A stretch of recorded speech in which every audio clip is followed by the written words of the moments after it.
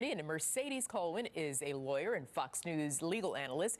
Good to have you both. And we're going to get to that issue of due process later. I want to start here, Rachel. Which gun control proposals currently being discussed would pass all the legal tests?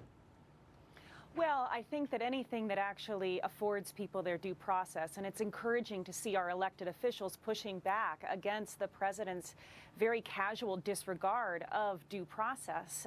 This is a country of laws, and this issue, like all of our important issues, needs to be handled within the bounds of the law. I think that more secure background checks is something that has some bipartisan support right now, because the mentally ill since the 60s have not been supposed to be getting guns in this country. So clearly something's broken in that background check system that needs to be fixed. Mercedes? Well, looking at that, it can't be that it's harder to get a beer than to get a gun, and it's harder to drive a car than to get a gun. So definitely access has to be focused. And frankly, look at some of the other laws that we have. So raise the age of the individual that can purchase a gun.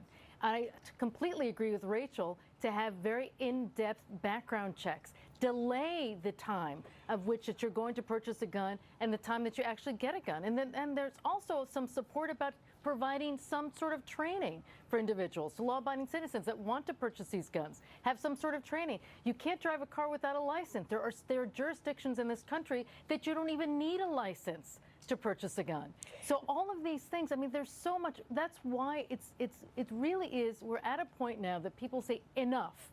We've had enough massacres. Absolutely. We've had enough deaths. Do you know there have been 68,000 deaths by gun violence alone in 2016? CDC hasn't come out with the statistics that I could see when I was researching for today, for 2017. Yeah, but in 2016, 38,000 people died. Something has to be done. It's definitely disturbing. Rachel, if we end up with individual state laws on gun control, what kind of legal conundrum might that cause? Well, I don't think that it would. I mean, states already are all very individualized in how they let people have their guns. And I know, for instance, in Massachusetts, you need to have a license to carry a firearm. If you're seen with a firearm and you're not properly licensed with a firearm, there's a 2-year mandatory minimum jail sentence if you're caught with a gun if you don't have the proper licensing. So every state is individualized. The thing that you're going to run into, though, is where the federal law conflicts with the state law. Yeah. And for instance, when there's domestic violence registries statewide that aren't passed on to the federal background check situation. So there are some conflicting things there, and that's where it goes back to fixing the NCIS system and making sure that the background information and all of the data being put into the system is actually being utilized by the people selling the guns and the people licensing for the guns. Mercedes, will we quickly on this one, will we ever see the ability to, and legal ability to be able to take guns across state lines? Well, certainly there's going to be challenges for it, but I mean, there will be, but probably there could be some sort of federal registry. I mean, I know there's a federal registry for the background checks. That's where the FBI gets involved, but we're talking about a registry with these guns, a national registry that you can use that in order if there are any challenges of transporting guns from one place to another. So Mercedes, I'll stay with you. I want to go back now to President Trump expressing frustration over the legal red tape involved in getting guns out of the hands of evil or mentally ill people who want to cause harm. So without treading on civil rights, is there a legal workaround that the president's looking for? Not that I'm aware of that you can actually do that. I mean, due process is obviously such a sacred right that we have. If there's a property right that's going to be taken from you, and certainly you have to have some due process.